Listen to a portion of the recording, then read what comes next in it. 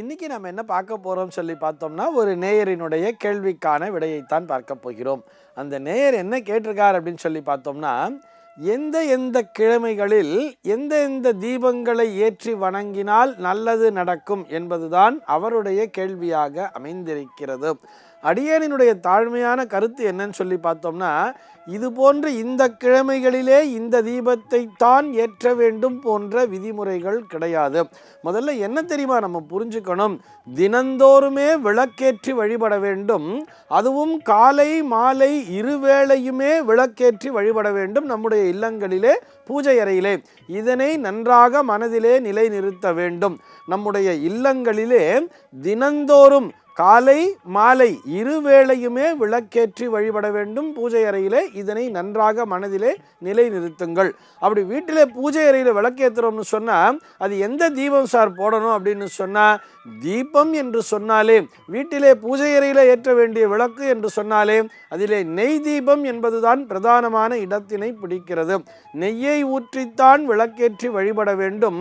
அதுவும் சுத்தமான பசு நெய்யாக இருக்க வேண்டும் என்பதை நன்றாக மனதிலே நிலைநிறுத்துங்கள். இந்த விளக்கேற்றுறதுக்குன்னே ஒரு சில நெய் வச்சுருப்பா, இது only for lamp purpose, not for edible purpose இருந்தால் அது நெய்யே இல்லை.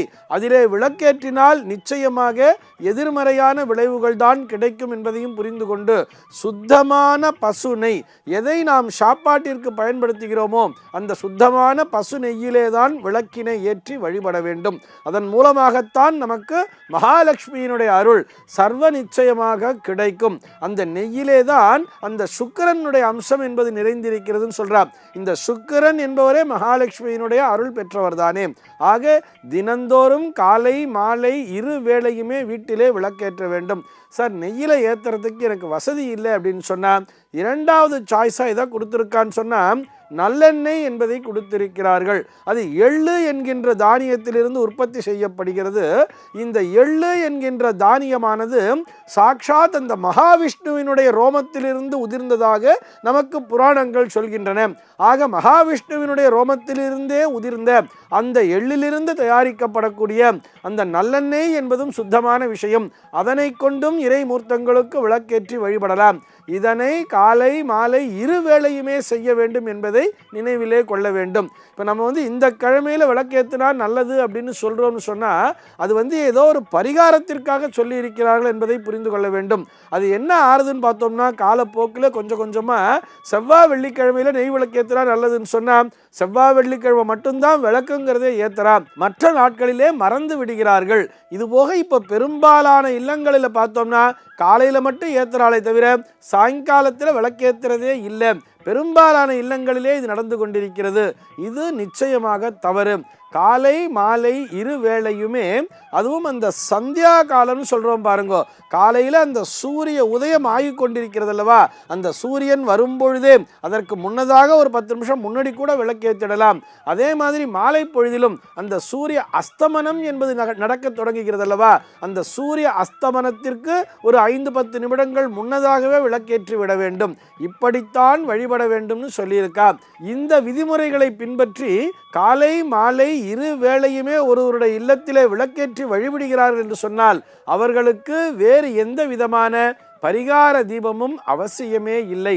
ஆனால் இந்த கிழமையில் ஏற்ற சொல்கிறாளே சார்னா எதுக்கு சொல்லியிருக்கான்னு சொன்னால், ஒரு ஆலயங்களிலே சென்று ஏற்றுங்கள்னு சொன்னான். இப்போ உதாரணத்திற்கு நமக்கு ஏதோ ஒரு இனம் புரியாத ஒரு சத்ரு பயம் என்பது இருக்கிறது, ஏதோ கோர்ட்டு கேஸுங்கிறது நடந்துருக்கு, கடன் தொல்லையால் அதிகப்படியாக அவதிப்படுகிறோம், ஏதோ நோய்வாய்ப்பட்டு கொண்டிருக்கிறோம், நம்முடைய ஜாதகத்திலே 6ஆம் பாவம் என்பது வலுப்பெற்றிருக்கிறதுன்னு சொன்னால், அதற்காக பாதுகாப்பு வேண்டி என்ன சொல்லியிருப்பான்னு சொன்னால், பைரவரிடம் சென்று இலுப்பை எண்ணெயிலே விளக்கேற்றி வழிபடுங்கள் அப்படின்னு சொல்லியிருப்பார். இனம் புரியாத ஒரு சத்துருக்கள் இருக்கிறார்கள், நமக்கு எதிரிகளால் தொல்லை என்பது இருக்கிறது, மறைமுக எதிரிகள் நம்மை தொல்லைப்படுத்தி கொண்டிருக்கிறார்கள் சொன்னால், அந்த தொல்லையிலிருந்து விடுபடுவதற்காக ஒரு பூசணிக்காயில போய் நீங்க அந்த இலுப்பை எண்ணெயை ஊற்றி பைரவர் சந்நிதியிலே விளக்கேற்றி வழிபடுங்கள் சொல்லியிருப்பார். அஷ்டமி நாளிலே அப்படிங்கிற மாதிரி சொல்லியிருப்பார். அதன் மூலமாக நல்லது நடக்கும் என்பதை விட நம்ம எப்படி புரிஞ்சுக்கலாம் சொன்னால், அந்த எதிர்மறை சக்திகளிலிருந்து நம்மை பாதுகாத்து கொள்வதற்காக நமக்கு ஒரு பாதுகாப்பினை வேண்டி அது போன்ற ஒரு பரிகார தீபங்களை சொல்லியிருக்கிறார்களே தவிர அதனையே பிரதானமாக தினந்தோறும் பின்பற்றி வரக்கூடாது. இது போன்ற பரிகார தீபங்களை யாருக்கு தேவையோ எப்பொழுது தேவையோ அவர்கள் மட்டும்தான் ஏற்ற வேண்டும். இப்படி புரிஞ்சுக்கங்களேன். நமக்கு உடம்பு சரியில்லைன்னா தானே நம்ம மாத்திரை சாப்பிடுவோம். டெய்லியே மாத்திரை சாப்பிட்டுட்டே இருப்போமா? எந்தெந்த மாத்திரையை எந்தெந்த நாளில் சாப்பிட்றதுன்னு போய் கேட்போமா? ஆனால் எப்போ மாத்திரை சாப்பிட சொல்லுவா? ஒரு ஜுரம் வந்துட்டா நீங்கள் பேராசிட்டமால் போட்டுக்கோங்க அப்படின்னு சொல்கிறா இல்லையா? அதே போலத்தான் யாருக்கு பிரச்சனை என்பது இருக்கிறதோ அந்த பிரச்சனைக்குரிய பரிகார தீபமாக எதனை ஜோதிடர்கள் சொல்லி இருக்கிறார்களோ அதனை அந்த ஆலயத்தினுடைய அந்த சன்னதியிலே ஏற்றி வழிபட வேண்டும் என்பதை புரிந்து கொள்ள வேண்டும். அதனை விடுத்து அதை போய் நம்ம டெய்லி வீட்டில் ஏற்றி வழிபடுறதுங்கிறதெல்லாம் அவசியமே இல்லாத ஒன்று. வீட்டை பொறுத்தவரை சாதாரணமாக வீடுகளிலே காலை மாலை இரு வேளையுமே பூஜை அறையிலே விளக்கேற்ற வேண்டும். ஃபஸ்ட்டு சாய்ஸ் அப்படின்னு சொன்னால் அது பசு நெய்யிலே ஏற்ற வேண்டும். இரண்டாவதாக நல்லெண்ணெயிலே ஏற்ற வேண்டும். இது இரண்டை தவிர மற்ற எண்ணெய்களை நம்முடைய சாஸ்திரமானது நமக்கு பரிந்துரைக்கவில்லை. இது போன்ற சந்தேகங்கள் உங்களுடைய மனதிலே தோன்றலாம். உங்கள் மனதிலே தோன்றக்கூடிய சந்தேகங்களை கீழே உள்ள வாட்ஸ்அப் எண்ணிற்கு அனுப்புங்கள். நம்முடைய அர்த்தமுள்ள ஆன்மீகம் பகுதியில் அவை பற்றி விரிவாக விவாதிக்கலாம். சர்வே ஜனாஹ சுகினோ பவந்து.